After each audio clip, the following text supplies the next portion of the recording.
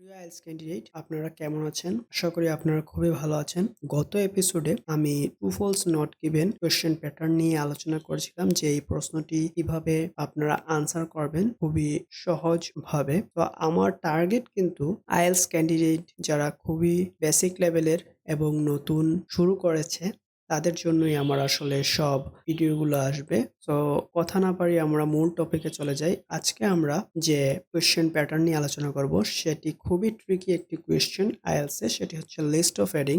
R list of heading answer করার জন্য যেটি করতে হবে সেটি হচ্ছে প্যাসেজের প্রথম লাইন অথবা শেষের লাইন আপনাকে পড়তে হবে। প্রথম লাইন পড়ে যদি এখানে কোনো লিস্ট অফ হেডিং আনসার করতে না পারেন তাহলে লাস্টের লাইন পড়বেন, তাহলে হয়তো আপনি আনসার পেয়ে যাবেন। আর যদি প্রথম লাইন এবং শেষের লাইন পড়েও আপনার আনসার না পান তাহলে মধ্যেখানের লাইনগুলো আসলে একটু পড়বেন, পরে মেবি আপনি এই লিস্ট অফ হেডিং থেকে আপনি যে কোনো একটি আনসার করতে পারবেন এই প্যাসেজ অনুসারে। বা প্যাসেজের অনুসারে বলতে আমি বুঝাচ্ছি প্যাসেজে কি ভাবার্থ বা কি মূল কথাটা বলেছে সেটি বুঝতে পারলে আপনি এই লিস্ট অফ হেডিং এর এখান থেকে আপনি আনসার করতে পারবেন। তো লিস্ট অফ হেডিং বলতে কি বোঝায়? লিস্ট অফ হেডিং বলতে যেটি বোঝাতে চাচ্ছি, আপনারা হয়তো নিউজ চ্যানেলের নিউজ দেখেছেন এবং সেখানে খবর শুরু হওয়ার আগে আসলে কিছু হেডলাইন বলে খুবই সংক্ষিপ্তভাবে এবং নিউজটা শুরু হওয়ার পর আসলে বিস্তারিত বলে। তো এই লিস্ট অফ হেডিংটা এমনই যে আসলে আপনার যে কোনো প্যাসেজের প্রথম লাইন পড়ার পর আপনার বুঝতে হবে আসলে মূল হেডিংটা এখানে কি বলেছে। তো মূল হেডিংটা যদি আপনি ধরতে পারেন তাহলে আপনি easily list of heading answer করতে পারবেন। সো এটা আসলে প্রথম অনেক কঠিন লাগবে, বাট আপনি যখন ক্যামব্রিজের কয়েকটা বই শেষ করে ফেলবেন তখন আপনার কাছে খুবই ইজি মনে হয়। তো আমরা কথা না বাড়িয়ে আজকের যে লিস্ট অফ হেডিং কিভাবে আনসার করতে হয় সেটিতে চলে যাচ্ছি এবং আমি আশা করি বিগিনার লেভেলের স্টুডেন্টরা আমার ভিডিওগুলো দেখে উপকৃত হচ্ছেন। তো আমরা চলে যাচ্ছি মূল ভিডিওতে। আজকের যে প্যাসেজটি থেকে লিস্ট অফ হেডিং আলোচনা করব সেটি হচ্ছে দ্য ডেসেলোনেটর প্রডিউসিং ক্লিন ওয়াটার। এটি ক্যামব্রিজ 15 এর একটি প্যাসেজ, খুবই পপুলার একটি প্যাসেজ। তো এখানে প্রথম লাইনটি পড়ে আমরা দেখি আসলে লিস্ট অফ হেডিং আনসার করা যায় কিনা। এখানে প্রথম লাইনে বলেছে travelling around the Thailand in the 1990s, William Jensen was impressed with the basic rooftop solar heating systems that were on many homes, or where energy from the sun was absorbed by a plate and then used to heat water for domestic use. তো এটার বাংলা যদি আমরা একটু বোঝার চেষ্টা করি এখানে কি বলছে। এখানে বলছে থাইল্যান্ড ভ্রমণ করার সময় মানে 1990 সালে থাইল্যান্ড ভ্রমণ করার সময় উইলিয়াম ইমপ্রেস হয়েছিল। কিসে ইমপ্রেস হয়েছিল ছাদের মধ্যে সোলার হিটিং সিস্টেম, আমরা যেটা বাংলায় জানি যে সৌরবিদ্যুৎ থেকে সে ইমপ্রেস হয়েছিল এবং সেই সৌরবিদ্যুৎ দিয়ে অনেক বাড়িঘর তারা কি করে সূর্য থেকে শক্তি সংগ্রহ করে সেই সোলার সিস্টেম এবং বিভিন্ন বাসাবাড়ির কাজে তারা যে পানিটি ব্যবহার করে সেটি ধরে রাখে বা সোলার সিস্টেমের মাধ্যমে তারা পানিটি ব্যবহার করে। তারপরের লাইনটি যদি আমরা একটু বোঝার চেষ্টা করি, 2 decades later Jensen develop that basic idea. 2 decades মানে 20 বছর পর জেনসেন আবিষ্কার করেছে একটি আইডিয়া এবং he saw in south east Asia, যেটি সাউথ ইস্ট এশিয়াতে সে দেখেছিল,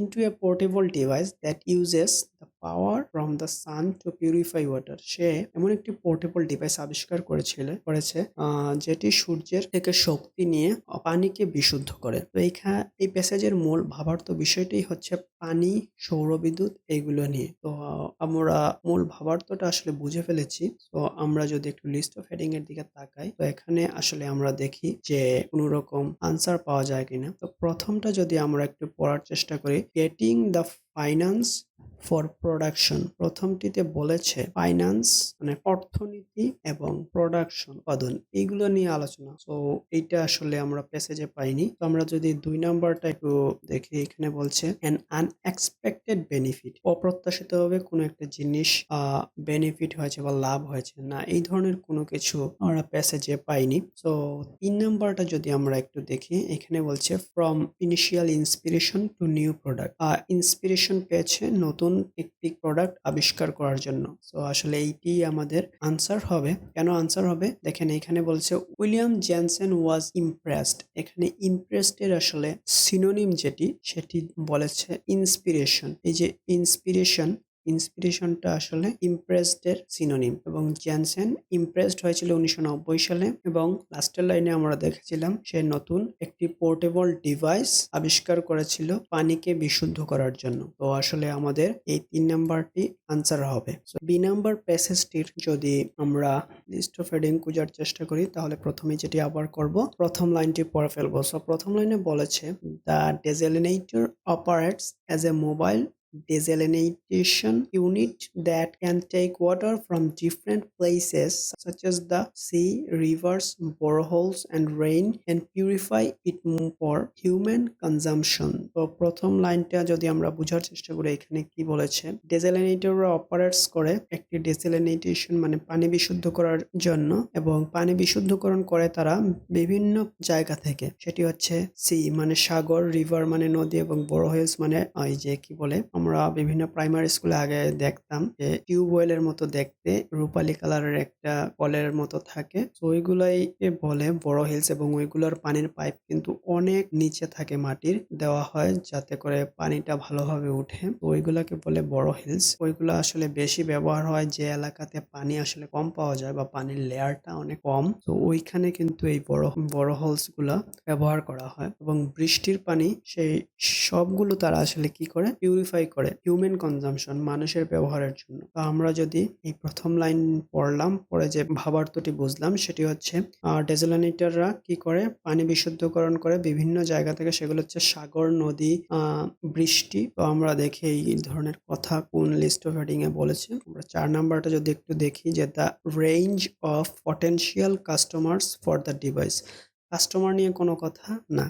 What makes the device different from alternatives? Device different, ডিভাইসটি ভিন্ন না, এই ধরনের কোনো কথা না। Cleaning water from range of sources, so এইটা যদি আবার আমরা পড়ি cleaning water from a range of sources, এটির বাংলা যদি আমরা বলি যে ওয়াটার ক্লিন করে বিভিন্ন উৎস থেকে, তো এইটাই আমাদের answer. So range of source বিভিন্ন উৎস, বিভিন্ন উৎসটা আমরা প্যাসেজে পেয়েছি কি such as the sea, rivers, boreholes and rain, এখানে যে সাগর, নদী, বৃষ্টি এইগুলোকেই বলেছে রেঞ্জ অফ সোর্সেস, কি করে ক্লিন করে, এখানে লেখা আছে purify it for human consumption. So আমাদের আনসারটা হয়ে যাবে এটা 6 নাম্বারটা আনসার। তো এইভাবেই আসলে আমাদের আনসার করতে হবে লিস্ট অফ হেডিং। তো লিস্ট অফ হেডিংটা আসলে অনেক ট্রিকি একটি কোয়েশ্চেন, আর এইটাকে অনেক বেশি প্র্যাকটিস করতে হবে আপনাদের, তাহলেই আপনারা অনেক ভালো করবেন লিস্ট অফ হেডিং আনসারের ক্ষেত্রে। তো প্রিয় আইএলটিএস ক্যান্ডিডেট, আপনারা যারা বিগিনার লেভেলের ক্যান্ডিডেট এবং আইএলটিএস শুরু করেছেন, তো আপনাদের জন্য আমার এই ভিডিওগুলো এবং